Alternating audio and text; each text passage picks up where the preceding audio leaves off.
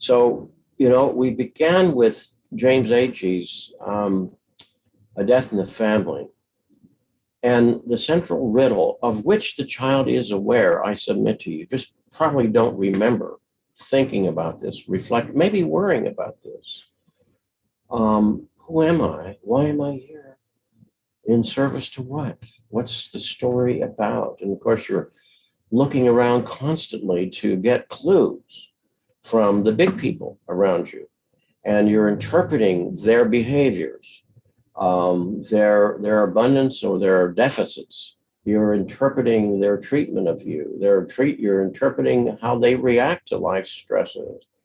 All of which are meant as building blocks in our sense of self and world and the strategies that we're going to be employing. And so we learn at times to hide out as best you can, stay out of harm's way. That's our most primitive defense. Or we get caught in our own power complexes with others, or we wind up accommodating the world and we lose contact with our own wishes, desires, and personal authority. And so often then we have stories that get internalized very deeply and they become reflexive in character. And I can't emphasize over much how reflexive most of our behaviors are. A good part of our daily life is lived on automatic pilot. It's a reflexive response to stimuli, and some of which is useful and productive and helpful to you. You know to stop at stop signs, and you step out of a car coming in your direction.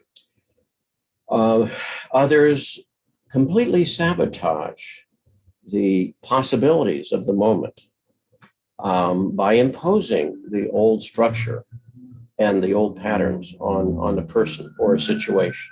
Throughout the novel, Rufus the child is asking these questions. Who are these people? Who am I? Why are we here?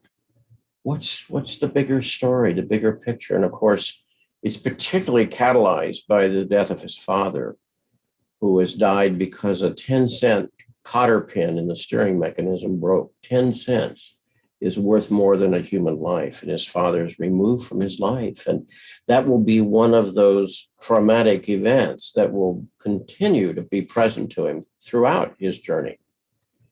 And so we have those questions. We've lost contact with them in most cases. And I think we need to return to them because their answers are still in some way qualitatively affecting how we live our lives. Secondly, with Anne Sexton, we saw, and we have to remember at times how large and traumatic life was. All of us have memories, often in the schoolyard or in the classroom, where the others laughed at us or ridiculed us or didn't choose us, and they left us out there in the cold on our own. And we carry that with us. And sometimes it leads us to be extra needy from other people, constantly soliciting their approval, their affection. And that very unmet need, which is understandable, also has the rebound effect of pushing those people away. You've maybe had that experience yourself of pulling back when you realize someone's looking to you to, fix things for them or meet their needs all the time. Or we internalize these things and we think of it as a diminished sense of self-worth, or we don't have a sense of legitimate permission to live our lives. And so many times people become significantly avoidant or significantly hiding out, not trying for the life that they want. And then you realize that's one of those stories. The natural exuberance and desire and wishes of the child are completely buried by a complex. That's one of those energy charged stories that has the power to shut down the child's capacity.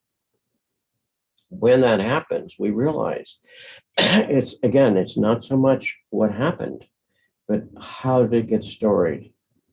What does that today make us do? What does it keep us from doing? And just recognizing that is not enough. We also have to go the next step and say, sometimes I have to step in to the treatment plan, to the opposite, in a conscious way.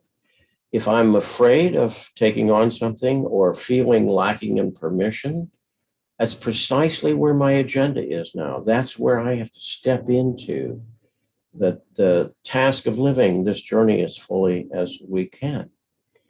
And of course, the Dylan Thomas poem, as I said, is not about not being a child. It's about having been a child. Big difference.